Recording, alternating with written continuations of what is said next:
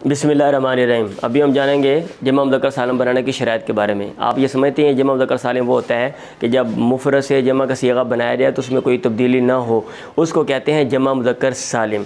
तो जमा मुज़क्कर सालिम, हर मुज़क्कर लफ्ज़ की जमा मुज़क्कर सालिम आप नहीं बना सकते, बल्कि उसके लिए कुछ शराइत हैं। अगर वो शराइत पाई जाएंगी तो आप जमा मुज़क्कर सालिम बनाएँगे। तो या तो वो लफ्ज़ जिससे आप जमा मुज़क्कर सालिम बना रहे हैं वो इसमें ज़ात होगा या इसमें सिफ़त होगा, वो वसफ़ होगा। अगर वो इसम ज़ात है तो उसके लिए 3 शर्तें हैं। मुज़क्कर के आखिर में ताए तनीस ना हो, ये पहली शर्त है।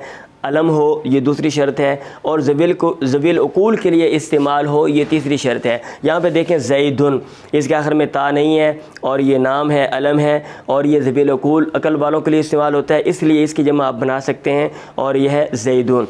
और या फिर वो वसफ़ होगा। अगर वो वसफ़ है तो उसके लिए 5 शर्तें हैं। नंबर 1, मुज़क्कर आकिल के लिए इस्तेमाल होता हो और जानदारों के लिए ना हो। और अगर अफ़ल के वज़न पे है तो उसकी मुअन्नस फ़ाला के वज़न पे ना आती हो। अगर वो वसफ़ फ़ालान के वज़न पे है तो उसकी मुअन्नस फ़ाला ना आती हो।